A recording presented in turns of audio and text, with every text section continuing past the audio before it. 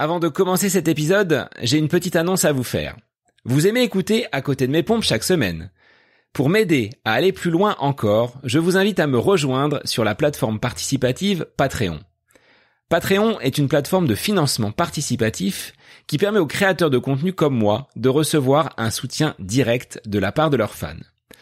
En devenant membre de la communauté du podcast, vous aurez accès à des contenus inédits, des épisodes supplémentaires, mais vous pourrez surtout contribuer activement au développement de ce projet. Votre soutien est essentiel pour faire grandir ce podcast. Visitez patreon.com/à côté de mes pompes et découvrez toutes les surprises que je vous réserve. Le lien figure dans les notes des épisodes. À bientôt pour de nouvelles aventures en course à pied et je vous laisse sans plus attendre reprendre l'écoute de votre épisode. Bonjour les runners, bonjour les sportifs, bonjour au petit monde de la course à pied, c'est Seb et c'est avec un grand plaisir que je vous retrouve pour un nouvel épisode du podcast À côté de mes pompes, numéro 264, podcast qui, comme vous le savez, revient chaque vendredi dans vos oreilles avec des invités toujours aussi inspirants. Alors, pour ne rien perdre de ce contenu, je vous incite bien évidemment à vous abonner sur vos différentes plateformes d'écoute, Apple Podcast, Spotify, Deezer, mais également à laisser une petite évaluation 5 étoiles. Ça me fera déjà plaisir de recevoir vos petites évaluations, mais également ça permet au podcast d'être un petit peu plus visible et de nous permettre de découvrir le profil de mon invité du jour. J'ai eu l'immense plaisir de recevoir Sophie, une infirmière passionnée de course à pied qui va nous faire découvrir son univers. De la salle de sport au trail, en passant par les couloirs d'un établissement scolaire où elle est infirmière, Sophie nous dévoile comment la course à pied a transformé son quotidien et lui a permis de concilier cette carrière exigeante et cette passion dévorante avec la course à pied. Entre anecdotes touchantes et conseils pratiques, cet épisode va vous donner envie de chausser vos baskets et de vous dépasser. Dans cet épisode, Sophie évoquera également son expérience lors des premiers dossards qu'elle a pu accrocher avec un 10 km du côté de Strasbourg jusqu'à son premier marathon, un défi qu'elle a relevé avec brio malgré de nombreux doutes. Et nous découvrirons également comment la communauté du running a soutenu Sophie tout au long de ce parcours et comment à son tour, elle inspire aujourd'hui d'autres coureurs. Alors dans un monde où le bien-être est au cœur de toutes les préoccupations, l'histoire de Sophie nous rappelle l'importance de prendre soin de soi et de trouver des activités qui nous font du bien.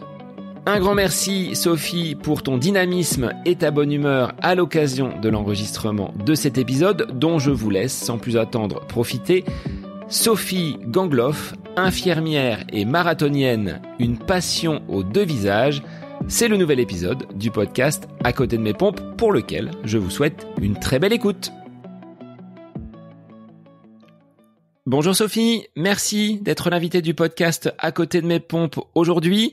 Alors tu m'as sollicité par les réseaux parce que tu es une auditrice fidèle du podcast et tu souhaitais profiter de cet épisode pour transmettre un message car la course à pied que tu pratiques depuis de nombreuses années maintenant a permis un net changement dans ta vie, on peut le dire, avec aujourd'hui une Sophie complètement différente de celle que tu étais adolescente. Alors je te souhaite la bienvenue sur ce podcast et sur cet épisode.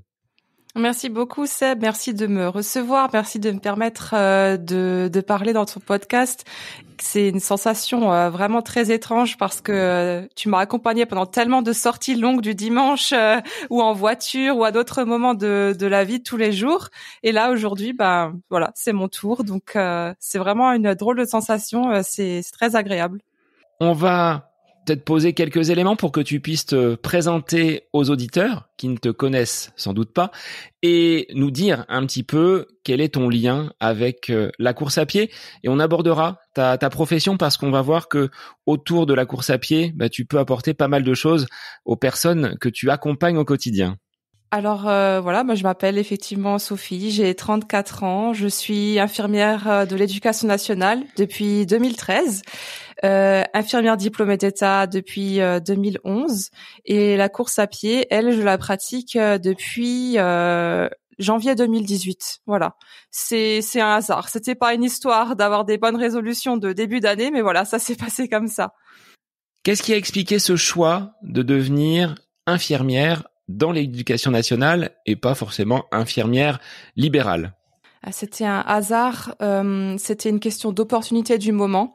Quand j'ai commencé à travailler, j'ai fait plein de services différents. J'étais, pour la plupart de mon début de carrière, j'étais en chirurgie gynéco. Et puis, il y a eu des moments où il y avait des restructurations, ils ont décidé de faire des changements dans le personnel. Bref, je sentais que ça commençait un peu, le vent commençait à tourner. Donc je me suis dit, choisis peut-être une autre voie. Alors j'ai essayé un petit peu ce qu'il y avait sur le marché. Il y avait la masse, il y avait les EHPAD, et bon, c'était pas forcément ce qui m'avait le plus épanoui. Je me disais que j'avais encore pas mal d'années devant moi, et donc que c'était encore le moment de trouver ce qui me plairait. Donc je regardais tous les jours les annonces, et un beau jour je tombe sur une annonce postée sur des sites d'emploi comme Indeed et compagnie. C'était pour faire infirmière de l'éducation nationale en tant que contractuelle et compléter des infirmières qui sont titulaires, mais qui pour une raison ou une autre sont pas à temps complet. Donc j'ai passé l'entretien, j'ai été prise, et je me suis dit ok, je vais aller voir ce que ça donne. Peut-être que ça va me plaire, peut-être pas du tout. J'avais jamais mis un orteil dans ce monde-là de l'éducation nationale, et j'aurais jamais pensé en remettre un. Et voilà, du coup, je commence ma première semaine, je complète ces 2 infirmières. Elles me guident un petit peu, je découvre l'ambiance dans les collèges, je vois comment ça se passe avec les jeunes, et je crois que à partir du 2e ou 3e soir, je suis rentrée et j'avais dit à mon conjoint de l'époque, ok, c'est ça que je veux faire de ma vie, je vais tout faire pour avoir ce concours, je veux un poste là-dedans. Ça me plaisait à tous les niveaux, que ce soit le contact avec les jeunes, ce qu'on faisait avec eux, tout ce que j'ai découvert que j'imaginais absolument pas. Et on va pas se mentir aussi, le planning, parce que c'est autre chose que les 3-8 ou les postes de 12 heures. Donc c'était très appréciable. Et voilà, ça m'a conduit à passer le concours sur l'année scolaire 2013-2014. Je l'ai eu du premier coup, et mon classement m'a permis d'avoir un poste tout de suite pas très loin de mon domicile, parce que c'est des concours académiques, donc tu ne sais pas du tout si tu vas pas atterrir à 3 heures de chez toi, surtout si ton académie est grande. Donc voilà, je me suis retrouvée pas très loin de chez moi, dans un collège rural où je suis toujours depuis 11 ans, et pour le moment, pour rien au monde, je le quitterai. Je m'y sens vraiment très bien. Alors tu vois, dans mon établissement scolaire, qui comporte un collège, un lycée pro, on n'a pas d'infirmière. Donc c'est peut-être propre à l'enseignement public. Je sais pas comment s'organisent ensuite les différents services. Mais quel est ton rôle? Alors, si tu peux nous le préciser, est-ce qu'il y a un lien avec le sport? Est-ce que tu interviens quand les sportifs du collège, avec leurs professeurs d'éducation physique et sportive, se blessent, tombent, chutent? Qu'est-ce que tu fais au quotidien pour accompagner ces jeunes? Est-ce qu'il y a un petit lien avec une activité physique quand même? Oui, bien sûr. Alors le rôle, il est quand même hyper vaste. Rien qu'aujourd'hui, c'était ma journée la plus longue de la semaine, donc c'est 7h30, 17h en non-stop. Donc mon infirmerie fonctionne comme un service d'urgence. Je peux avoir un gamin qui vient me voir parce que il a un Covid, une bonne crève, une gastro. On a eu une sombre histoire de tacos qui n'est pas passée aussi. Des fois, on peut aussi un petit peu en rigoler. Et évidemment, passer une certaine heure de la journée, commencent à arriver les blessés du sport.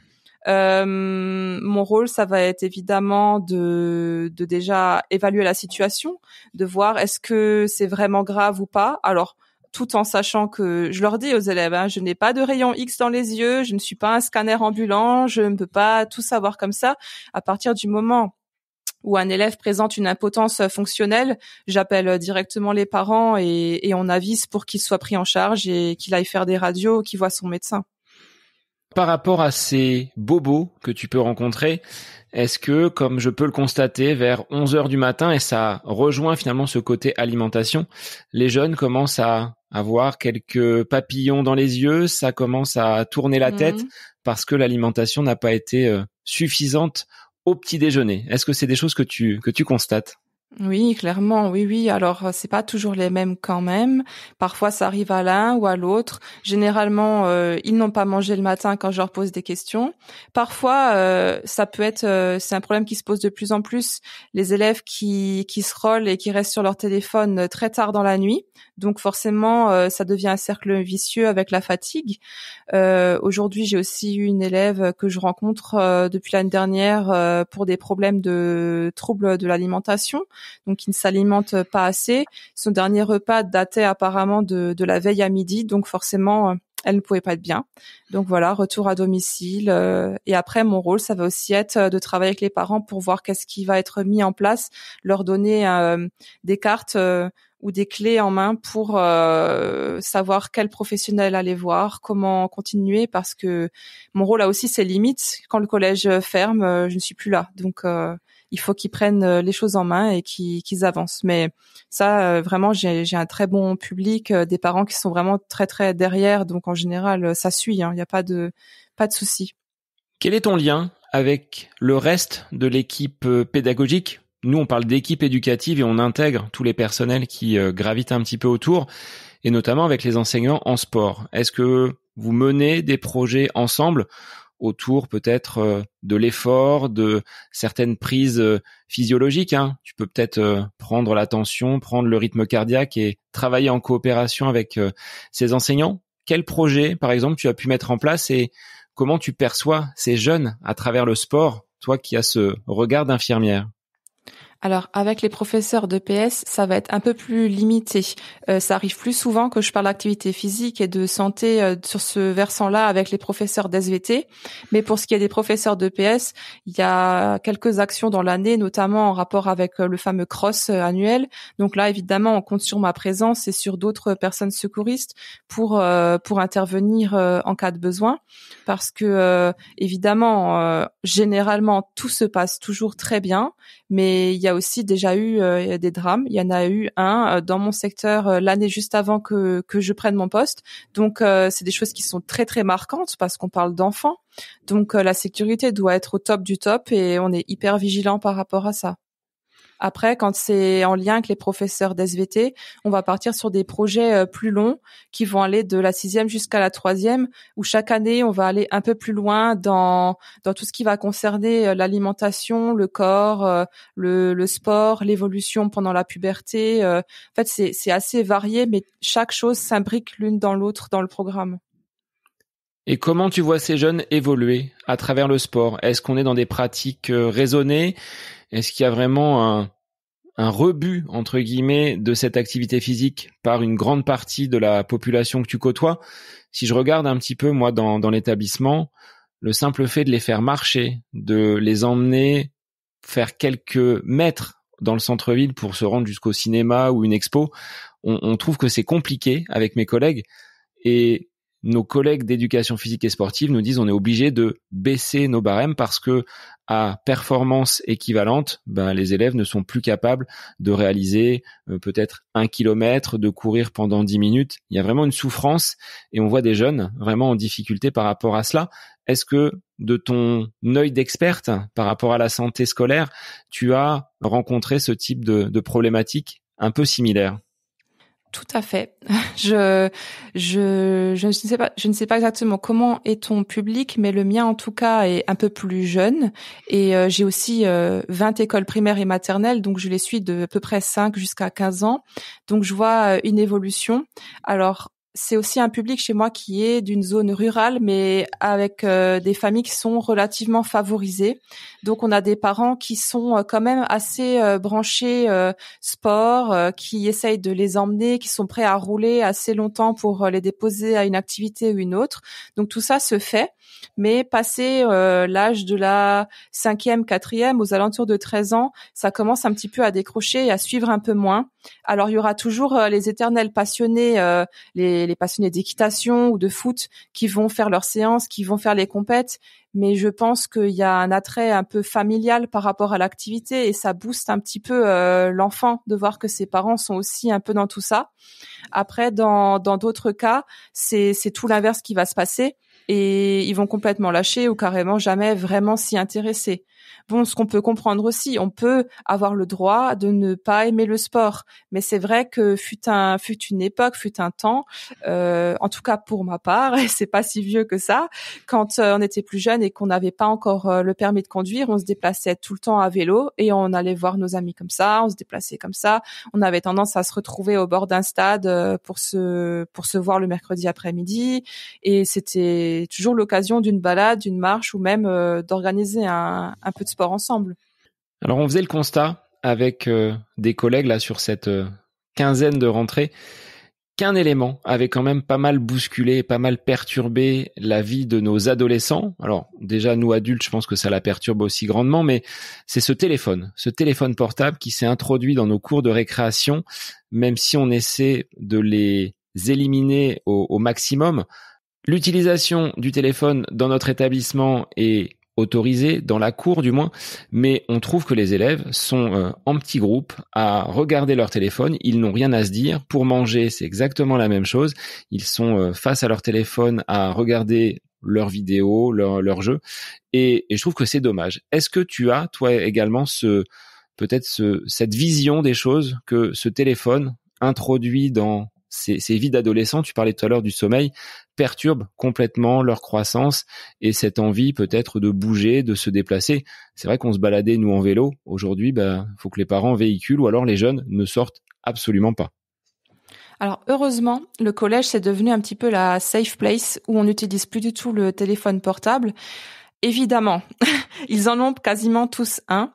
Et ils l'utilisent dans le bus avant et après le collège. Donc par exemple le matin quand je pars avec ma petite voiture et que je passe devant les arrêts de bus des villages, je les vois penchés en avant tels des âmes en peine ou des fantômes, voilà. Mais une fois qu'ils arrivent au collège, ils doivent le ranger et le mettre en mode avion ou l'éteindre. Ils ont le droit de le sortir uniquement à la vie scolaire pour pouvoir prévenir un parent voilà, qu'ils finissent plus tôt ou quelque chose comme ça, et ça permet un petit peu d'aider la vie scolaire de qu'ils aient pas forcément à téléphoner à 30 parents au même moment. Mais dans la cour de récré, ce n'est plus autorisé. Par contre, évidemment, il y a eu une période où ça l'avait été avant qu'on prenne des mesures, et à ce moment-là, c'était vraiment un calvaire pour tout le monde. Et on le penserait peut-être pas, mais pour moi la première, parce que j'avais des hordes de gamins, surtout de gamines qui débarquaient à l'infirmerie parce que il y a eu telle personne qui les a harcelés, enfin cyber harcelés du coup. Il y avait des challenges complètement, enfin aussi idiots que dangereux qui tournaient. Ils essayaient de les reproduire à ce moment-là en direct. Il y avait plein de choses qui se passaient. C'était les débuts à ce moment-là de Snapchat, donc voilà, c'était la porte ouverte à plein de bêtises pour eux. Et alors tout ça existe évidemment toujours, mais ça reste en dehors du collège. Donc au moins, entre 8h et 17h, ils sont pas dans tout ça et ils en sont un peu délivrés. Enfin, moi je vois ça comme ça, alors que eux devraient, à mon avis, ils te diraient pas délivrés, ils te diraient qu'ils sont coincés, qu'ils ont pas accès à ce qu'ils veulent, c'est la prison, voilà.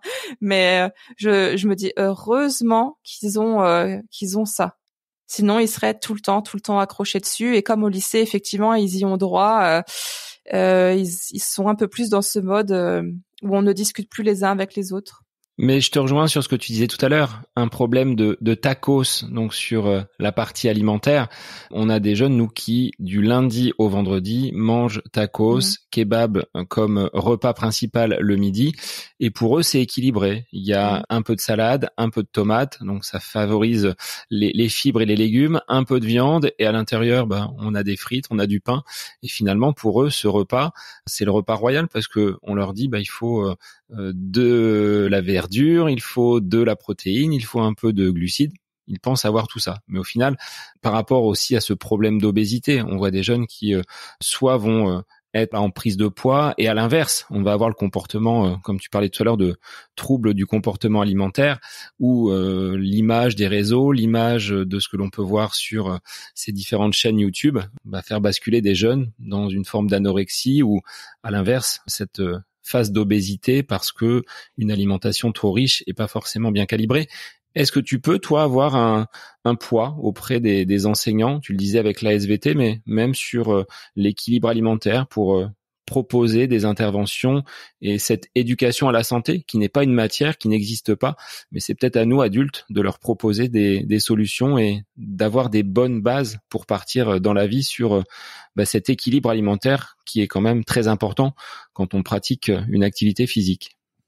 Alors oui, je pense que je fais vraiment beaucoup d'actions parce que ça commence à partir du CP où on va faire simplement, je vais leur demander de faire des dessins de leur petit déjeuner idéal, tu vois. Je vais juste leur donner les éléments qui constituent le petit déjeuner. Alors je vais leur expliquer, voilà, il faut que tu manges un produit laitier le matin, il faut que tu manges des féculents, il faut que tu manges un produit issu des fruits. Ça, ok. Ils me donnent des dizaines d'exemples, ils sont tout à fait opérationnels pour ça. Et puis ils vont me dessiner leur petit déjeuner idéal. Et pourtant, le lendemain, au petit déjeuner, ils vont pas commencer à consommer tout ça. Pourquoi? Alors là, j'ai pas la réponse parce que finalement, ils savent très bien demander au supermarché quand ils veulent quelque chose. Ils ont les réponses, ils ont les connaissances. Tout est retranscrit après dans le cahier avec la maîtresse. Là, je t'ai donné l'exemple du CP, mais c'est le cas jusqu'au CM2. Évidemment, au CM2, on va un peu plus loin, on travaille un peu plus, et ainsi de suite jusqu'au collège. Et pourtant, ça rentre pas forcément dans les mœurs. Alors, il va y avoir toujours quelques élèves, heureusement, qui me rassurent un petit peu et qui vont me dire qu'ils ont même déjà essayé des laits végétaux, qui mangent bio, que avec leurs parents ils essayent de préparer des mueslis maison. Voilà, ils vont vraiment te sortir le tableau tout beau, tout rose, un petit peu comme dans la pub qu'on avait à l'époque sur le petit déjeuner Ricoré, là où tout le monde sourit le matin. T'as l'impression presque que c'est ça, et t'en as un ou deux dans la classe des comme ça. Et après, voilà, tu as tout ce qui est plus compliqué. Alors, c'est pas forcément que les parents ne veulent pas ou ne peuvent pas. Hein. Certains parents me disent on a tout, on sort tout, on met tout sur la table, mais ça veut pas. Certains élèves, après, c'est vrai qu'ils n'arrivent pas à manger le matin. Certaines personnes n'ont pas d'appétit. Alors, je leur explique qu'ils peuvent s'emmener des choses pour la récréation, que c'est à ça que sert la récréation, et non pas à ramener des tubes de Pringles comme on en voit de plus en plus. Et c'est aussi pendant les visites médicales. Alors, je dis visite médicale parce que tout le monde comprend quand je dis ça, mais en fait, on doit dire la consultation infirmière parce qu'on n'est pas médecin. Donc, pendant cette consultation infirmière, il va y avoir des mesures du poids, de la taille, un calcul de l'IMC. Alors, la plupart des personnes qui t'écoutent ont sûrement la notion de ce qu'est un IMC, et c'est un chiffre qui est très intéressant et qu'évidemment, il faut pas forcément toujours prendre au premier degré. J'ai commencé les visites de mes premiers sixièmes et il y avait une élève dans ma première classe qui est à 1 centimètre près aussi grande que moi. Donc évidemment, je vais pas lui faire certaines remarques concernant le poids et la taille. Je vois qu'elle a fait sa poussée de croissance peut-être un peu plus tôt. Enfin, il faut aussi un peu de réflexion derrière. On peut pas juste parler que de chiffres, évidemment. Mais c'est quand même un repère, surtout pendant la croissance. Et je vois vraiment augmenter très très fortement les chiffres d'obésité. Ça en devient assez inquiétant parce que c'est en général pas des petits surpoids, c'est tout de suite vraiment de l'obésité où on est très très en dehors de la courbe. Et je sais qu'après ça va être très difficile à entre guillemets à rattraper. Hein. On dit toujours que les kilos qu'on porte quand on est plus jeune, après c'est de plus en plus difficile de les perdre. C'est sûrement aussi en rapport avec l'éducation qui va avec. Hein. Si tu manges un petit peu n'importe comment jeune, c'est pas le jour où tu vas être lâché tout seul quand t'es étudiant que tu vas commencer à te faire des plats hyper diététiques. Et s'il y a derrière un manque d'activité, comme on l'évoquait au préalable, ça donne un terrain propice à des futures maladies. Alors on va pas se projeter et souhaiter des choses négatives pour nos élèves, mais on les met en garde. Après, c'est vrai que si à la maison, les recommandations qui ont été transmises par l'équipe pédagogique, l'équipe éducative ne sont pas suivies, c'est difficile de pouvoir inverser la vapeur et de les accompagner un petit peu plus. Notre travail s'arrête bien souvent à la porte de nos établissements, ce qui peut être frustrant, même quand on lâche des élèves, une fois le collège passé, on les revoit plus. C'est quelques années plus tard, quand on les recroise, bien souvent ils ont changé. Alors certains ont radicalement grandi et ont bien poussé, mais on voit que pour d'autres, ça reste quand même quelque chose de très complexe. Et cette notion de poids ou de troubles alimentaires, parce que moi j'ai eu les deux cas d'élèves qui étaient parfois mal dans leur peau, ça reste très très ancré et on n'a pas vraiment de poids en dehors de nos établissements. Oui, et puis on a de plus en plus d'élèves qui tombent dans des troubles de l'alimentation. Alors, je me souviens que quand j'étais moi au collège, c'était toujours ou anorexie ou boulimie ou tout ce qui se rapporte vraiment à l'obésité, l'hyperphagie. Voilà, tout ça on connaît bien, mais on a de plus en plus de troubles un petit peu presque nouveaux, je dirais. Avant, on voyait pas vraiment des garçons qui étaient dans le contrôle extrême de leur alimentation, qui me parlaient que de protéines, de poudre, de youtubeurs qui suivaient pour essayer de trouver qu'est-ce qui peut être bon pour eux. Alors que quand je suis face à eux en classe et que je leur montre la pyramide des aliments, que je leur dis qu'en plus personnellement je ne mange pas de viande depuis quasiment depuis la même époque où j'ai commencé la course à pied.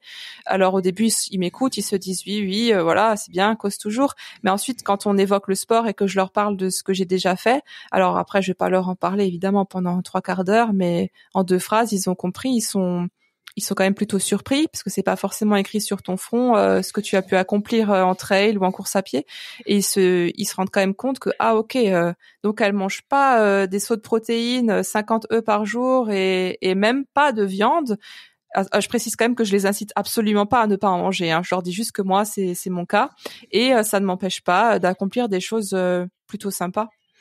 Alors justement Sophie, cette course à pied, est-ce que quand tu étais au collège, tu affectionnais les crosses ou alors tu fuyais pour ne pas y prendre part parce que tu l'as dit, hein, cette découverte de la course à pied, ça remonte à 2018. Donc je pense que tu l'as dit tout à l'heure, 34 ans, tu as quelques années d'expérience en plus. Alors le sport dans ta jeunesse, comment tu l'interprétais? Est-ce qu'il était présent ou est-ce que tu le repoussais comme peuvent le faire certains de nos élèves? Alors quand j'étais petite, dans les années jusqu'à la fin de l'école primaire, j'adorais vraiment ça. J'étais toujours plutôt parmi les bonnes sportives. J'ai essayé pas mal de sports en club dans ma ville. Voilà, je faisais plein de choses. Et ce qui me plaisait le plus, c'était les sports les sports où tu as vraiment l'impression de faire un jeu, quoi. Le basket, le volley, ce genre de choses. Et arrivé au collège, un matin, on nous explique qu'on va faire le cross. Enfin, avant ça, on nous donne quelques séances. Hein. On va au bord du stade. Il fait frais. Il commence à y avoir un peu de la brume. On est en automne. On n'a pas très très chaud. Et puis on nous dit, ben voilà, vous allez faire des tours. Je pense qu'on nous expliquait quand même un minimum comment ça allait se passer. Hein. J'accélère un peu, mais moi je me suis dit, mais qu'est-ce qui se passe là? C'est quoi cette histoire? On va tourner en rond. En fait, on va courir et on va tourner en rond. Mais où est-ce que je vais y trouver du plaisir? Et je pense aussi, il faut le dire, que comme je n'y trouvais pas de plaisir, j'ai jamais cherché à m'améliorer dans cette situation et j'avais aucune endurance. Donc que ce soit du jour 1 au jour 30, enfin le dernier jour où on était évalué, c'était pas la peine de compter sur moi et c'est tout simple, j'ai eu 0 au cross pendant les 4 ans. C'était rattrapé par les notes de basket et autres, mais le cross, c'était pas pour moi, c'était pas possible. Moi, je me rappelle de ces 20 minutes qu'il fallait absolument faire autour de la piste. Et chaque minute, c'était 1 point gagné. Bon, j'avais jamais 20 et la note maximale. Ce qui me fait sourire aujourd'hui quand on voit ce que l'on est capable de faire et comment, et ça va être l'objet de cet épisode, de voir comment le sport peut renverser, entre guillemets, une situation et donner confiance. Sur l'adolescence, comment cette pratique du sport a évolué? La course à pied était toujours mise de côté. Si tu pouvais fuir les baskets, là, t'étais vraiment à côté de tes pompes au sens propre. Oui, là, tout ce qui se rapportait, mais on n'avait pas d'autre sport que le cross, de toute façon, en course à pied au collège. On n'avait pas de relais, ou je sais pas, du saut de haie, ou du 800, ou du 100. Enfin, c'était vraiment juste ça. Au lycée, on a été, j'utilise même le terme, on a été obligé de participer à une course d'orientation. Et c'est incroyable parce que dans mon groupe, il y avait une fille à qui après j'ai plus spécialement parlé parce qu'on n'était pas dans la même classe, qui, quelques années plus tard, m'a retrouvée sur les réseaux et m'a demandé de l'initier un peu à la course à pied. Notre groupe s'était perdu. La fille était tombée dans une mare de boue. C'était un fiasco complet. On n'a jamais fini la course d'orientation, en fait. Mais ça vous a rapproché. Finalement, il y avait des souvenirs communs et c'est en cela que vous avez pu vous retrouver. Mais... oui. 2018, qu'est-ce qui s'est passé après cette période de jeunesse où le sport était présent? Est-ce que dans ta famille, il y avait déjà des personnes sportives qui ont pu à un moment donné te mettre le pied à l'étrier? Alors non. Dans ma famille, on n'est pas des grands sportifs. Mes parents sont dans aucune association. Le sport, c'est pas trop leur truc. Ils ont un mode de vie extrêmement sain, mais leur passion, ça va plus être des choses intellectuelles. Et ce qui sort un tout petit peu de l'intellectuel et qui est plus au niveau pratico-pratique, ça va être du côté de mon père, qui est un grand voyageur, qui voyageait déjà énormément dans les années 70-80. Dès qu'il a pu... je veux dire, on vient quand même du Grand Est et il s'est enrôlé dans la marine. Donc, pour te dire que c'est quelqu'un qui avait besoin de voir de nouveaux horizons. Donc, voilà, il y avait ce côté-là, mais pas le côté sportif. Alors, ma sœur a à peu près commencé le sport en même temps que moi, une fois qu'on était déjà bien adultes. Mais avant ça, on n'avait pas eu forcément le déclic. Alors, on s'y est mises toutes les deux pour des raisons complètement différentes. Moi, de mon côté, le jour où j'ai pris mon envol, que je suis partie de chez mes parents, j'ai réalisé un petit rêve que j'avais depuis des années et des années, c'était de me prendre un chien. Donc, grâce à ma première chienne, j'ai pu commencer la marche. Voilà. Quand tu es quelqu'un qui déteste le cross et que tu commences à marcher, c'est déjà quelque chose. Je crois que j'avais même des courbatures suite à mes premières promenades. Donc, voilà, les bases sont là. Et donc, par la suite, voilà, j'ai commencé à faire des randonnées. J'ai commencé à apprécier être dehors, à passer des bons moments comme ça. Et puis... le premier déclic ne vient même pas de moi, il vient de ma maman qui approchait de l'âge de la retraite. Elle angoissait un petit peu à l'idée de pas savoir forcément comment s'occuper, de pas se sentir très très bien dans tout ça, dans cette nouvelle vie. Alors je lui avais dit, si tu veux, je t'accompagne à la salle de sport de la ville. Donc nous, c'était pas du tout une salle de sport comme tu peux voir dans les films ou dans les trucs de fitness des États-Unis. Hein. C'est une petite association, il y a toutes les machines qu'il faut, mais c'est vraiment la salle un petit peu plan-plan quand même. Faut dire ce qui est. Donc je l'ai accompagnée là-bas. Et pendant le premier trimestre, donc sur la fin de l'année 2017, on faisait des machines de cardio, on faisait un petit peu de renfo, voilà, tranquillement, toujours un petit peu plan-plan. Et un beau jour, début janvier 2018, la machine que j'occupais toujours était prise. Et celle d'à côté aussi. Et là, j'avais plus le choix. Donc je suis allée sur un tapis et je me suis quand même dit, bon, je suis à la salle. Je suis pas en train de promener ma chienne dehors. Donc, quel intérêt de faire de la marche? Et je me suis dit, vas-y, challenge-toi pour une fois. Allez, essaye. Et là, je me suis mise, j'ai dû mettre 8 ou 9 km/h.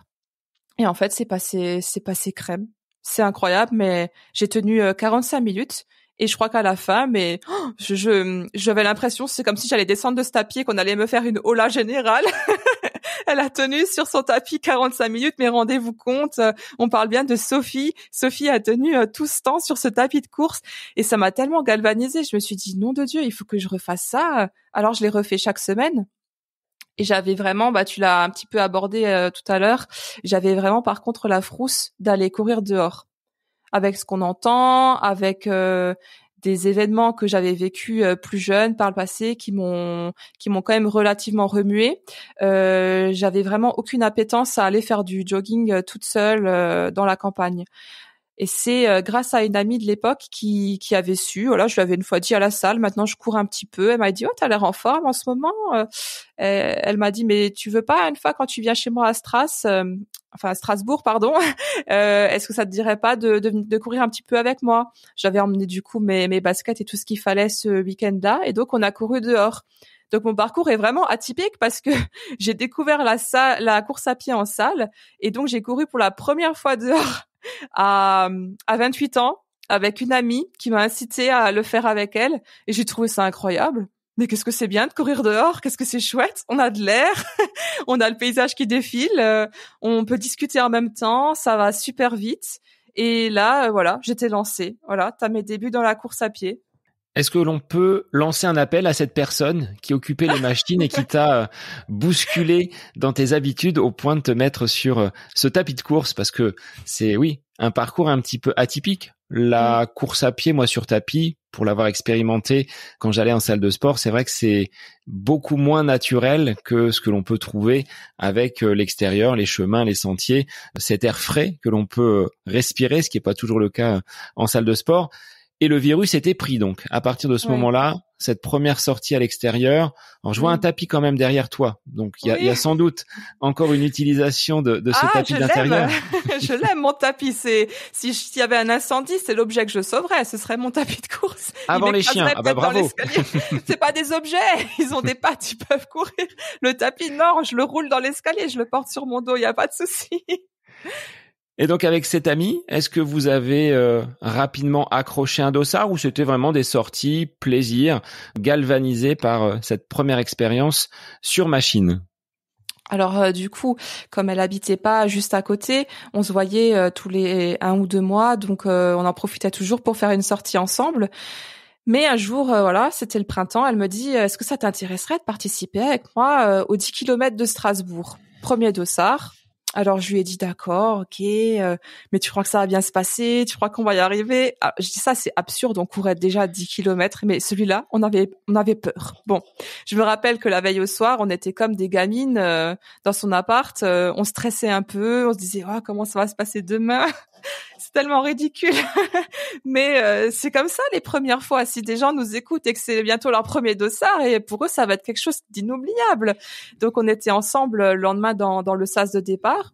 On l'a fait en 55 minutes. On aurait pu donner plus, mais je crois qu'on avait peur si on s'économisait pas assez, que ce soit plus une si bonne expérience que ça. Et voilà, on l'a fini en 55 minutes et on était trop contente.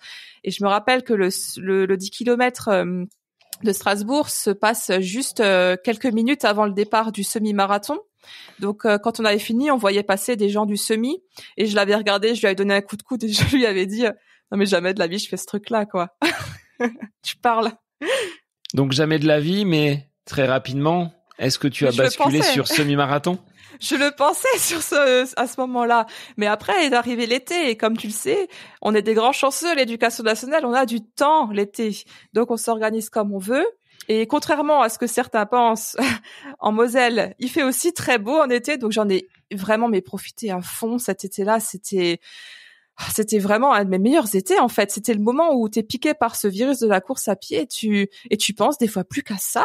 J'ai acheté des livres sur la course à pied. J'étais vraiment à fond dans le trip et j'ai commencé à faire des sorties de 12 kilomètres, puis de 15. Et puis après, je me suis dit, oh là là, mais, enfin, après, tu commences aussi à scroller, sur Instagram. Tu te rends compte que il y a des courses où tu peux recevoir des médailles, il y a des fois des ambiances de dingue et on est assez doué dans le Grand Est pour mettre des bonnes ambiances. On a les marathons de vignobles qui sont super chouettes. Et donc j'ai regardé la liste des marathons et des semi-marathons de septembre et je me suis inscrite au semi de Colmar. Ça c'était mon premier semi. Il faisait un temps magnifique. J'ai un peu motivé un ami à le faire avec moi. Donc on y était allé on avait chacun pris nos conjoints, on s'est fait un week-end en Alsace super chouette et puis on a fait ce semi un petit peu à la cool. Mais alors quelle fierté à la fin avec ma médaille. J'avais même ma chienne qui m'a accompagnée sur les 500 derniers mètres et ils ont donné une médaille à ma chienne. Elle a été interviewée par le DNA, ils ont mis un micro devant son museau, tout ça. C'était tellement n'importe quoi, mais c'était tellement cool en même temps. C'était des souvenirs que j'oublierai jamais. Est-ce que ces souvenirs sont aussi mémorables que d'autres courses un petit peu plus longues? Je pense au marathon, parce que tu as basculé ensuite derrière ce type de compétition. Est-ce que ces premiers moments, ces instants un petit peu, pas d'innocence, mais on découvre l'activité, tu le dis, en descendant du tapis, j'aurais pensé qu'on viendrait m'acclamer telle une star de la course à pied parce que tu avais réalisé quelque chose qui était pour toi du jamais vu. Oui. Est-ce que ces premiers moments, tu en as toujours cette saveur aujourd'hui ou est-ce que avec le temps, avec l'habitude aujourd'hui des courses, des compétitions, ça a tendance à se tasser ou est-ce que ta passion est toujours aussi débordante? C'est différent et ça dépend des courses. On va pas se mentir. Il y a toujours une appétence, mais en même temps, il y a aussi une acclimatation, forcément. Alors, bon, le premier marathon, c'est quand même quelque chose. C'est pareil, on n'oublie pas ce dossard. Et comme je t'ai dit, dans ma famille, on n'est pas des grands sportifs, donc c'est presque un événement familial. Mes parents se sont déplacés pour me voir à différents endroits du parcours. Donc là, pour le coup, encore toujours à fond dans mon Alsace et mon Grand Est. Je l'ai fait dans le marathon du vignoble d'Alsace et c'est un marathon festif où il y a, je crois, 15 ou 20 points de ravitaillement où tu peux boire du Riesling du du champagne, manger des flammes, voilà, c'est typique de chez nous. Moi, je l'ai fait en mode sérieuse quand même, et c'était trop beau. En plus, ça s'est passé le jour de la fête des pères. À la fin, j'ai reçu une médaille, une bouteille de vin. Mon père était là, je lui ai donné la bouteille et je lui ai donné un peu symboliquement en lui disant voilà, regarde tout ce que j'ai fait pour te donner ton cadeau de la fête des pères. C'était rigolo. Et par la suite sont venus d'autres événements, d'autres courses. Je retiens quand même le marathon de Paris de 2021. Donc on avait tous tellement manqué de dossards et de courses pendant la période Covid que c'était énorme de reprendre. Je me rappelle qu'il y avait plusieurs vagues dans le même sas de départ, et ça je l'ai vu nulle part ailleurs, et c'était hyper impressionnant. Ça m'a fait le même effet que d'être dans la fosse du concert de Muse au Stade de France, quoi. C'était waouh.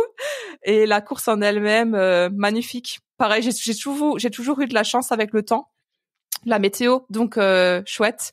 Mais là, c'était déjà différent parce que mes premières courses, j'avais même pas de notion de chrono, d'allure, je m'en fichais royal. Là, je voulais faire un peu mieux, donc je regardais un petit peu plus là-dessus. Et puis bon, en général, les premières années, tu t'améliores quand même, donc c'est aussi galvanisant. Après, j'ai fait mon premier marathon à l'étranger, à Rotterdam, et c'était aussi quelque chose.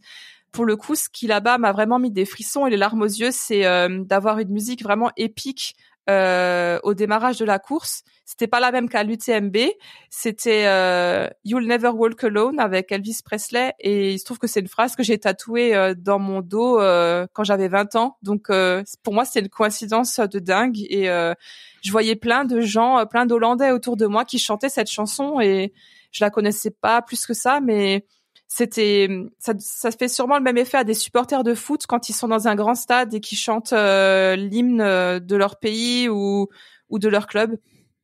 Et puis plus récemment, ce qui m'a vraiment aussi donné des frissons, c'était quand je suis allée au trail des passerelles du Monténard, parce que c'était de nouveau un peu ces frissons de l'inconnu. C'était mon premier trail format UTMB 50 avec beaucoup de dénivelé. Et oui, j'avais un peu peur. Je savais même pas combien de temps je mettrais à le terminer. J'étais dans beaucoup d'inconnus, même si j'avais préparé la chose. Et pourtant, quand les musiques de départ ont démarré, pareil, ça m'a donné des frissons. Des gens se regardent, d'autres ont l'air super concentrés. T'as vraiment l'impression que tu commences un truc, on dirait que ta vie va en dépendre. C'est assez fou, quoi. C'est dingue qu'on puisse vivre dans des sensations comme ça à notre âge, là, maintenant, aujourd'hui, sans être forcément des grands pros, sans être des personnes qui ont accompli des choses qui sont rares. En fait, c'est ouvert à tout le monde, et tout le monde peut avoir ces sentiments-là à un moment donné dans sa vie. Chaque jour, qu'est-ce que la course à pied t'apporte pour gérer des élèves qui vont pouvoir débouler dans ton infirmerie? Pas toujours simple de les accompagner, de les aider. Est-ce que ce que tu as vécu sur les courses, ça t'aide à peut-être relativiser certaines choses, à t'apaiser, à te donner de l'énergie également avant d'entamer une journée de travail aux côtés de ces jeunes? Oui, ça m'aide moi. Déjà, c'est vrai que dans certaines situations, certains jours, mon travail peut avoir des fois des côtés un peu cocasses, un peu rigolos. Il y a des situations, voilà, vaut mieux en sourire de toute façon, et d'autres parfois qui sont plutôt dramatiques quand on fait face à la protection de l'enfance. Par exemple, c'est compliqué. Donc tu rentres chez toi dans ta voiture, et aujourd'hui pour moi ce serait complètement impossible de faire mon trajet de 10 minutes, d'ouvrir la porte de la maison et de me mettre au canapé et de penser à autre chose. C'est complètement impossible. Il faudrait alors que j'aille ou faire du vélo ou plutôt courir, et là que je me décharge complètement tout ça, et que j'ai l'impression qu'à chaque foulée, à chaque pas, il y a un peu plus de ces sentiments négatifs et ces angoisses qui s'échappent un peu plus. L'histoire, elle est toujours là. De toute façon, c'est pas des problèmes qui vont se régler en un jour, donc je serai certainement pendant une petite période dedans, mais ça va m'aider à gérer pour être mieux chez moi. Et après, quand on vient plus sur un volet où comment je peux aider les élèves avec ça, alors je les incite pas évidemment à courir quand ça ne va pas. quand ils viennent pour divers troubles, évidemment c'est plus psychologique que somatique dans les cas-là. Je vais pas commencer à leur dire va courir, ce sera la solution à tous tes problèmes, crois-moi. Non, ça marchera de toute façon pas. Non, je vais leur demander qu'est-ce qu'ils aiment, qu'est-ce qui les défoule. Bon, certains vont, comme je l'ai dit, il y en a qui n'aiment pas le sport. Alors, on va essayer de trouver ce qui pourrait leur plaire dans des activités plus manuelles, tant que leur cerveau s'échappe un peu à ce moment-là. Et d'autres, effectivement, oui, on va parler d'activité physique ou de balade ou de sport co ou de se défouler d'une manière ou d'une autre. Je vais leur expliquer que je pense très sincèrement. Parce que d'ailleurs je pense qu'il faut être de toute façon toujours honnête avec les jeunes, sinon ils le sentent. Si on n'est pas sincère, je vais leur dire que très sincèrement, pour moi, il y a rien de mieux que d'aller à un moment donné se défouler, que ce soit pour évacuer ou de la tristesse ou de la colère ou de l'angoisse. On a tous déjà ressenti ces émotions. On a tous plus ou moins un trait de caractère qui va nous tirer entre guillemets vers une névrose ou une autre, et en fait il faut apprendre à se connaître et apprendre comment canaliser et gérer tout ça. J'essaye de leur expliquer avec des mots plus simples, plus en accord avec leur âge. C'est pas toujours évident, mais je pense qu'en général ils percutent. Et s'ils percutent, c'est parce que parfois je leur viens leur parler un peu d'expérience personnelle. Évidemment, je leur ai jamais raconté les moindres soucis que j'ai pu avoir, mais je leur ai déjà dit que moi aussi, j'ai eu des moments dans ma vie très difficiles et que c'est le sport qui m'a sorti de tout ça, qui m'a aidé à avancer. Par rapport à ta jauge de confiance entre 2018 et aujourd'hui, est-ce que tu es plus équilibré, mieux dans ta vie en ayant trouvé cette activité physique qui te permet justement de décharger beaucoup en termes de tension, en termes de stress, ce que l'on vit au quotidien dans nos établissements? Oui, clairement. Ça allait déjà beaucoup mieux quand j'avais pour la première fois prise une chienne et que je commençais déjà les sorties, le fait d'être dans la nature, ça fait déjà du bien d'être dehors, en forêt, de respirer l'air frais. Après, le sport a encore accentué plus ça, et la confiance, elle est venue naturellement. C'est quand tu te rends compte que tu fais des choses que tu aurais jamais fait avant, que tu t'es fixé des objectifs et que tu les as tenus. Alors c'est sûr qu'il faut pas forcément tout de suite se fixer petit clin d'œil, une montée de l'Everest, mais commencer par des choses qui sont plus accessibles et en y allant petit à petit, en gravissant les échelons, en se fixant des objectifs à chaque fois un peu plus atteignables. Je pense que vraiment ça peut que augmenter et booster la confiance en soi.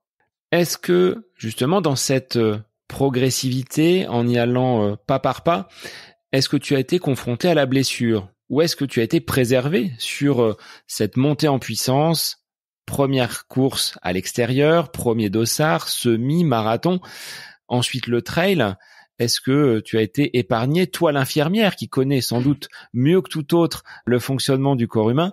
Est-ce que la blessure a été éloignée et est-ce que tu l'as peut-être rencontrée? Si oui, dans quelles circonstances? Alors je ne sais pas si c'est le côté infirmière ou si j'ai une bonne étoile au-dessus de ma tête, mais c'est vrai que j'ai été très très longtemps préservée de la blessure, et c'est à la mi-août que je me suis fait ma toute première entorse. Vraiment, j'avais jamais rien eu de ma vie. Je touche du bois, je n'ai même jamais eu de plâtre quand j'étais enfant, vraiment rien du tout. Et cette blessure est arrivée évidemment au mauvais moment. De toute façon, il n'y a jamais de bon moment pour ce genre de choses, mais comment dire, j'ai des personnes qui immédiatement ont réagi en me disant bah voilà, tu vois, tu en as fait trop, ton corps te dit stop, alors que mais non, mais pas du tout, j'allais vraiment extrêmement bien. Seulement j'ai couru dans une descente, et les descentes, j'adorais ça, j'adorais y aller à fond la caisse, j'adorais ce sentiment de liberté, sauf que j'ai fait ça, c'était pas très intelligent, dans une petite partie de forêt où il y a un petit ébouli de pierre, et il y en a une qui a littéralement roulé sous mon pied. Le pied est rentré vers l'intérieur, ça a fait un joli crack, et voilà, entorse. Et encore, je pense qu'elle était pas trop sévère, puisque, comme dit, 3-4 semaines après, j'ai déjà pu recommencer la course à pied en étant bien entourée par un bon kiné et par une copine qui est médecin du sport. Comment tu l'as vécu, cette période d'inactivité, d'absence de course à pied dans ton planning? Et tu nous diras après comment tu organises justement tes semaines. Est-ce qu'il y a 2, 3, 4 sorties? Et qu'est-ce que tu mets à l'intérieur? Mais cette période d'arrêt, forcé, contraint, première blessure, Comment elle s'est passée? Comment tu l'as vécue? Alors d'abord, j'ai terminé de finir cette course pour pouvoir rentrer chez moi. Et à chaque pas, je me disais, oh là là, là, ça sent pas bon, ça sent pas bon. C'est pas le petit truc là. Ça, quand je vais enlever la chaussure, je sens que ça va pas me plaire. Donc j'arrive à la maison, je vois l'état de mon pied. Très vite, je contacte mon ami qui est donc médecin du sport. Et puis le diagnostic est très vite posé. Puis voilà, c'est tout simple, j'ai pleuré comme un bébé. Autant te dire que la Sophie d'il y a 20 ans n'aurait jamais cru ça un jour. Hein. Tu pleures parce que tu peux plus courir, c'est une blague. Mais c'est surtout parce que ça faisait quand même 2-3 semaines que j'essayais de préparer 2 courses qui avaient lieu et fin août et début septembre. Et j'avais vraiment, vraiment envie d'y participer. Elles sont chouettes et ça faisait 2-3 ans que j'y étais pas. Donc voilà, en plus... l'entorse est arrivée vraiment 2 jours avant la course du dimanche et ça m'a vraiment saoulé. Je peux pas trouver d'autres mots. C'est une frustration extrême et qu'on essaye un peu quand même de malgré tout garder pour soi parce que ça fait un petit peu enfant gâté que de se plaindre pour des petites choses comme ça pour beaucoup de monde. Donc c'était très embêtant. Mais heureusement, au bout d'une semaine, je pouvais déjà un tout petit peu faire des balades. De toute façon, il fallait bien que je laisse un petit peu mes chiens gambader dehors. Donc voilà, on a pu faire des petites balades. Par la suite, j'ai pu recommencer le vélo d'appart. Ça faisait aussi du bien. Au début, j'ai eu l'impression qu'on m'autorisait le Saint Graal. J'étais trop contente. Et puis, finalement, c'est quand on commence à reprendre la course qu'on s'était presque un petit peu déshabitué. Alors ça m'avait fait effectivement, comme tu disais, un trou dans l'emploi du temps. Ça m'a laissé plus de temps libre, mais j'en avais pas forcément besoin puisque on était en congé. Donc je me suis remise un petit peu plus à lire. Après, je suis aussi très très cinéphile, donc je me suis refait quelques classiques, voilà. Mais enfin, disons que tout ça, j'aurais pas aimé que ça dure 5 mois, voilà, clairement. Donc j'ai été très contente de pouvoir reprendre et les premières sensations ont été bonnes. C'était pas des courses incroyables, mais ça m'a fait un plaisir fou.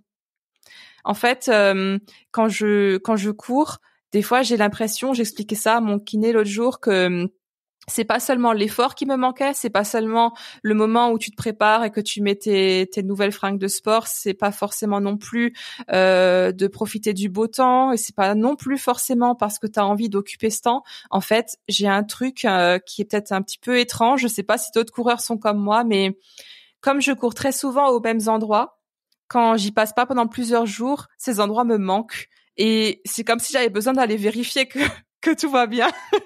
Et j'avais besoin d'y aller, d'aller voir. C'est ridicule. Ça fait presque un peu stalker ce que je suis en train de raconter, mais je sais pas, c'est des coins de nature que j'aime et j'ai besoin d'y passer de temps en temps. Ça peut être une fois toutes les semaines ou 2 semaines et au bout d'un mois, non, c'était plus possible. Il fallait que j'aille vérifier. Non, mais rends-toi compte. Il y a pas longtemps, je suis passée du coup à nouveau dans un endroit que j'aime bien et j'ai vu qu'il y a une caravane qui a été déplacée et je ne suis pas au courant de quand et qui a fait ça. Les choses changent et elles ne doivent pas changer. C'est mon petit rythme. Sophie, voisine vigilante, alors ouvrez l'œil, il n'y a pas besoin de service de sécurité, tu fais des rondes régulières. C'est moi, very sûr. Et oui, donc mon rythme, c'est à peu près 4 sorties par semaine, grosso modo. Alors comment tu pratiques ? Est-ce que tu es en solo ? Est-ce que tu as peut-être rejoint un groupe de coureurs dans les environs donc de ton domicile ? Est-ce que c'est le matin avant de partir dans ton établissement scolaire ? Est-ce que c'est sur la pause du midi ? Je pense pas parce que tu disais 7h, 17h. Donc là, c'est pendant la récré où il y a peut-être un pic d'activité dans la cour de récré. Est-ce que c'est le soir ? Comment tu organises et agences ton planning ? Alors moi, je suis vraiment la mémé. C'est toujours la même chose, c'est toujours rodé. Et si ça change, ça m'énerve. Mais bon, je m'adapterai quand même. Mais il y a peut-être d'autres coureurs qui se disent mais Sophie, elle est pas passée, donc c'est pas normal. Va falloir qu'on aille enquêter sur ce qui se passe. Oui, non, mais par contre, j'essaye de varier les terrains parce que justement, après, si je tombe sur un psychopathe, il saura exactement où et quand me retrouver. Et ça aussi, j'y fais attention. Alors, mes sorties, ça va être toujours le mardi soir. Le mercredi, j'ai l'après-midi, donc je peux le faire à ce moment-là une sortie peut-être plus longue. Le vendredi aussi, soir, parce que le mardi et le vendredi, voilà, je finis un petit peu plus tôt. Et si je peux courir avant la nuit, ça m'arrange, surtout maintenant que ça va un petit peu diminuer. Et le dimanche, évidemment. Voilà, c'est les 4 sorties. J'avais essayé à un moment donné d'en faire 5, même si c'était une 5e qui était courte et douce, mais ça m'a pas réussi. Je commençais à avoir un petit peu des douleurs. Alors, je me suis dit quel intérêt, autant rester sur 4 et continuer comme ça. En général, c'est en extérieur, donc autant que possible. Mais j'ai des fois des périodes où je sais pas, il y a un jour où voilà, ça va me prendre. J'ai vraiment une grosse envie de faire du tapis. Je sais, c'est très étrange. Il y a des gens qui comprendront jamais ça, et je demande pas de me comprendre, mais je vais vraiment kiffer ma séance sur tapis. Mais ça va être une séance en général un fractionné un peu bourrin. Ça va être pour pouvoir vraiment surveiller mes allures, parce que sur le tapis, il y a pas d'erreur possible. Si tu veux faire ton fractionné bien, tu le feras si vraiment. tu te loupes, tu tombes et tu prends le mur. Ça, c'est certain. Déjà, et tu vas devoir respecter ce que tu avais décidé de faire à la base. Donc moi j'aime bien, je mets la musique à fond et je suis vraiment dans mon trip. D'une autre manière aussi à être sur l'espèce de tempo que mes pieds vont faire, la résonance du bruit de mes pas, ça va me mettre dans un état un petit peu comme de relaxation, tu vois. Donc relaxation en action, c'est Voilà, c'est assez ça, ouais. assez paradoxal, mais je trouvais moi que le tapis n'offrait pas du tout le même rendu sur la fatigue musculaire, parce que comme on est entraîné, contrairement à la foulée en extérieur naturelle où c'est vraiment nous qui allons instaurer et créer le mouvement, on peut peut-être faire des séances différentes. C'est vrai que je suis pas adepte de tapis et pas suffisamment connaisseur pour te donner mon point de vue, mais tu suis tes envies. Enfin, il y a une certaine liberté. Tu es adepte des plans, très méticuleuse, ou tu vas composer là aussi en fonction de tes sensations et de l'humeur du jour? Par exemple, quand le maratrail des passerelles était passé, j'étais super contente de ne plus suivre aucun plan. Vraiment, j'ai adoré jusqu'à l'entorse l'été où je faisais ce que je voulais quand je voulais, et mine de rien, j'ai quand même fait pas mal de long. C'était mon trip du moment, de faire du long avec des podcasts. Voilà, j'ai vraiment bien aimé faire ça. Et autrement, après, voilà, quand je vais me mettre un objectif en tête, 4 ou 5 fois par an, je vais aussi beaucoup aimer être dans une prépa, et je pense qu'on ceux qui écoutent m'auront un petit peu cerné. Oui, je ne suis pas très rock'n'roll, je suis très très scolaire, et j'utilise en général ou une appli qui s'appelle Fréquence Running, qui est gratuite. Et j'en parle, mais je ne touche rien pour ça, hein. Je vous en parle vraiment parce que je l'apprécie, cette application. Soit pour le maratrail, je me suis inspirée de plans qui étaient dans un livre sur le trail, tout simplement. Alors aujourd'hui, ta pratique, elle penche plus vers le trail, ou tu arrives, selon les saisons, à trouver quand même du plaisir et sur la route, et peut-être au beau jour un peu plus sur le trail? Comment tu organises ta saison? Je l'organise en fonction surtout des opportunités qui sont autour de moi. On a beaucoup de courses par ici, que ce soit les petites courses de 10 kilomètres nature, ou les trails, que ce soit en Alsace ou dans les Vosges.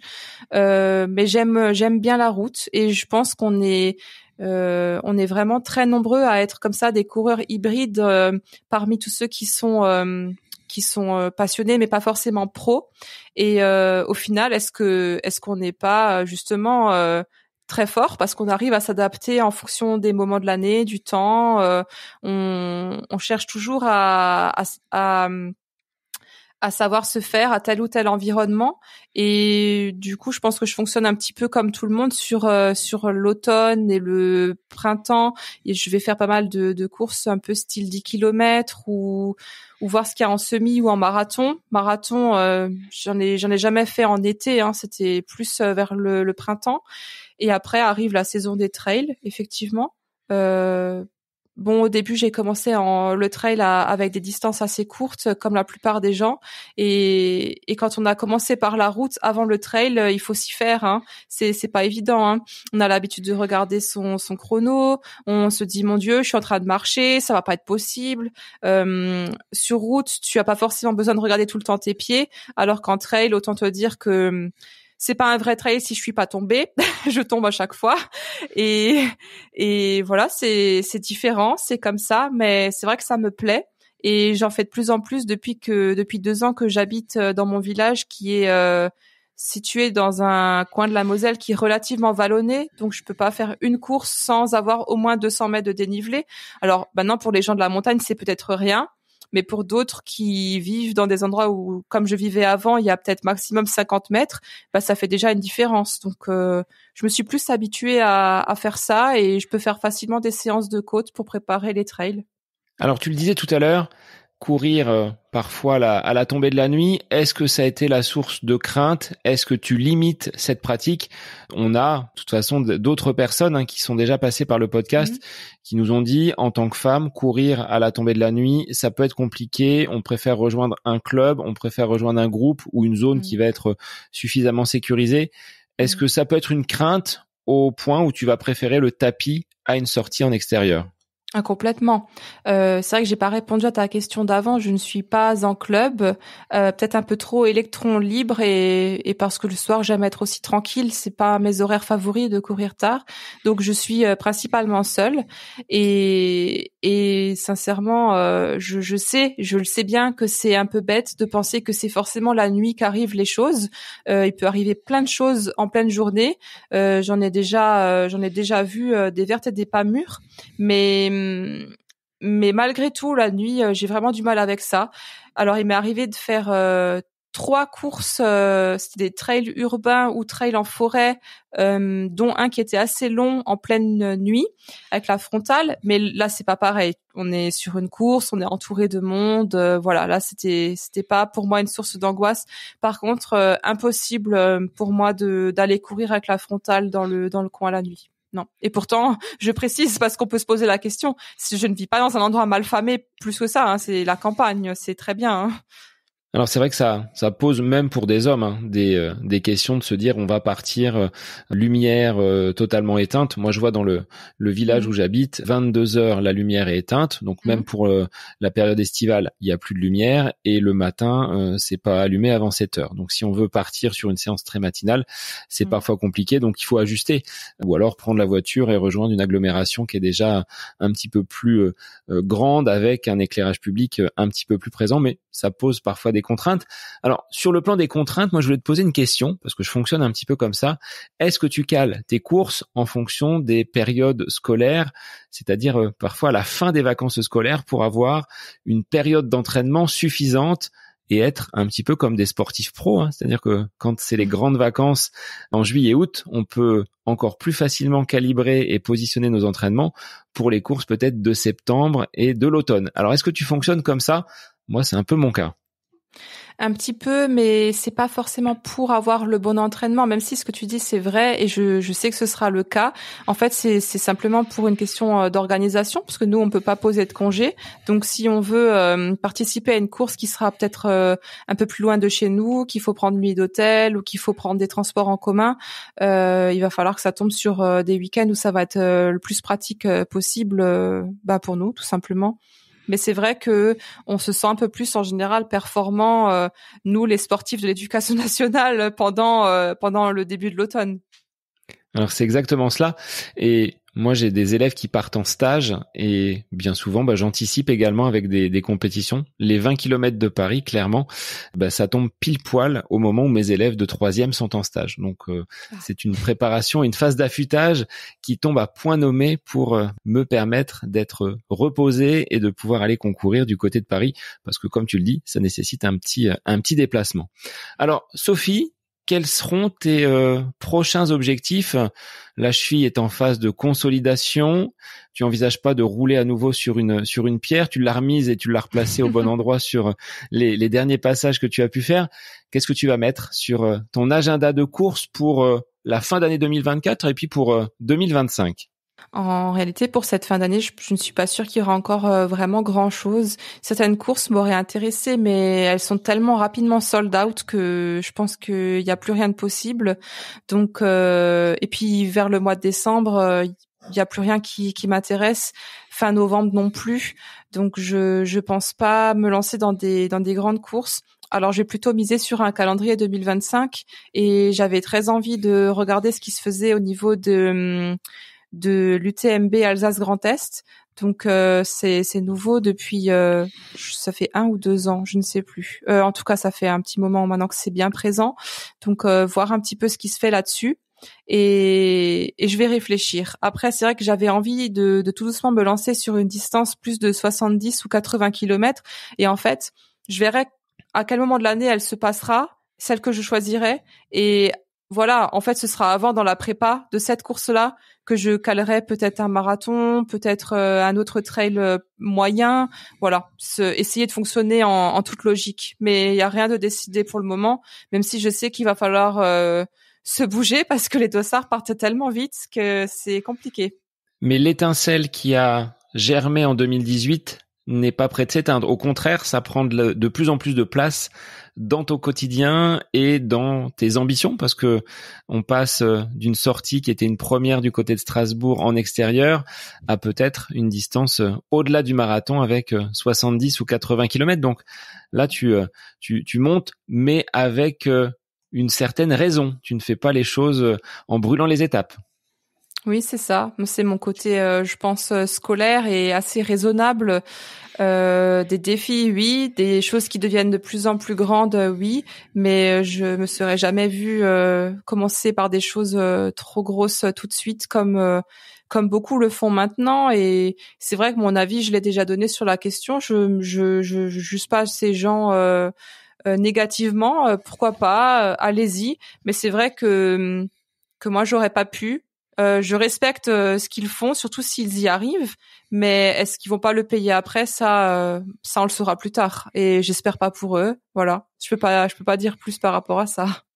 Alors j'avais une dernière question par rapport aux réseaux sociaux. Tu es présente donc sur Instagram. Je te laisserai redonner ton pseudo sur Instagram pour que les gens puissent venir à toi. Est-ce que tu pensais, en créant cette page, avoir un contenu qui draine autant de followers sur cette pratique de la course à pied et sur ce que tu dégages à travers ce sport?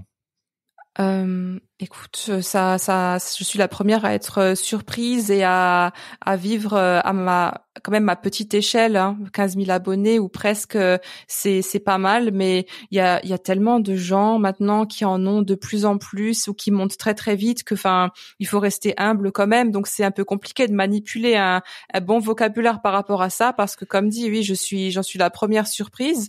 C'est super chouette si ça plaît à des personnes. Peut-être qu'un jour ça ne plaira peut-être plus parce que ce sera plus ce qu'ils recherchent. Par exemple, je sais que certains font quasiment plus que des réels. Moi, j'en ai pas fait beaucoup. Je me retrouve pas forcément trop là-dedans et je vais pas faire semblant de m'y retrouver pour faire des vues. Donc voilà, je fais ce que je fais. Si ça plaît, eh bien c'est chouette. J'ai déjà reçu des mots qui étaient vraiment très gentils, qui ont mis les larmes aux yeux, de personnes qui m'ont dit qu'elles s'y sont mises et qu'elles m'ont trouvé, elles ont utilisé le mot inspirante. J'ai trouvé ça juste fou, mais bon, si c'est ce qu'elles ressentent, on va pas le leur enlever. Donc voilà, c'était vraiment très gentil. Et après arrive aussi quand tu commences à avoir un peu plus d'abonnés, des gens un peu moins sympathiques. Tu entends aussi des choses qui, voilà, ça émane clairement de jalousie. Alors j'ai une amie j'ai une autre connaissance via les réseaux, voilà, sur Instagram qui a encore plus d'abonnés. Je lui avais demandé comment elle réagissait face à ça et elle m'a fait rigoler. Elle m'avait dit mais moi mon compte c'est pas la démocratie, hein. Ici c'est comme Poutine. Moi j'efface ce qui me plaît pas. Donc j'ai dit d'accord, ok, on va fonctionner comme ça. Pourquoi pas? Et voilà. Donc mon compte c'est Run Gangly. Et si ça intéresse des personnes de venir voir, elles seront les bienvenues. Et puis voilà.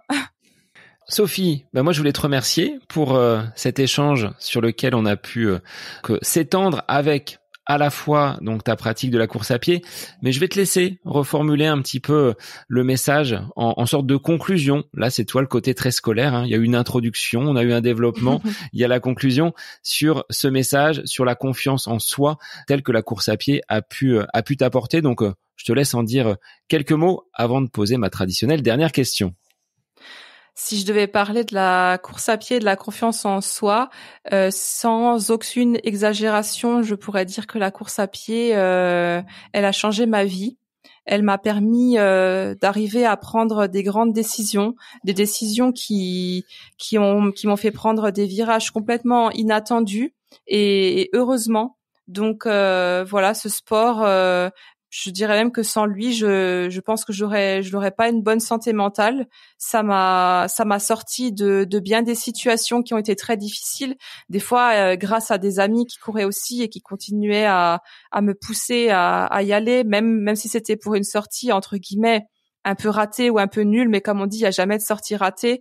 Ça remet les idées en place. Ça m'est déjà arrivé.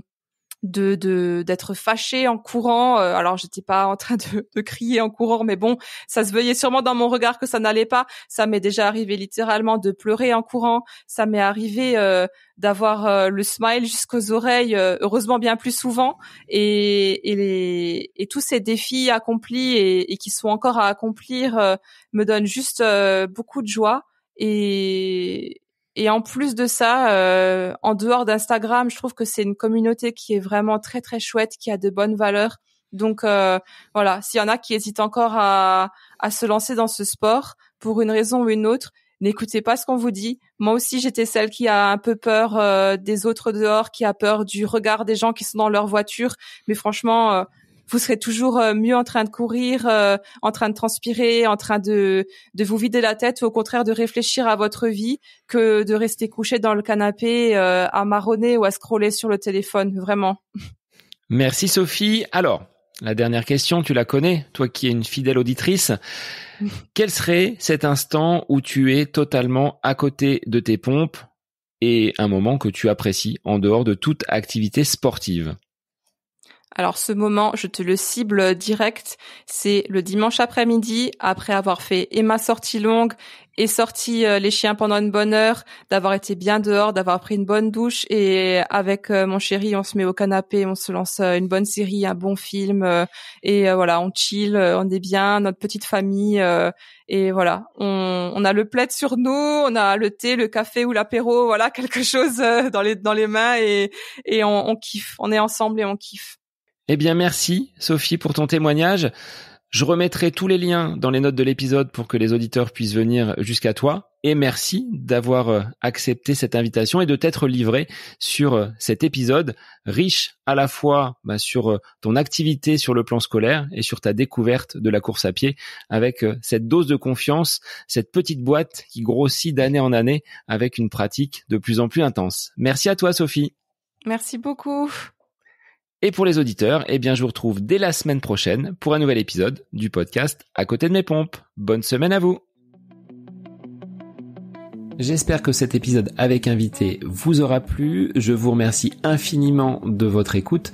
Pour faire remonter le podcast dans les classements, je vous invite à laisser une petite évaluation sur Apple Podcast, 5 étoiles, un petit commentaire, ça me fera énormément plaisir et vous permettrez au podcast d'être remonté, diffusé, déployé sur ces différentes plateformes de façon plus importante encore qu'il n'est actuellement. Et puis je vous invite à me retrouver sur les différents réseaux, Facebook, Instagram. Laissez votre petit message, votre commentaire, ça me fait plaisir d'échanger avec vous.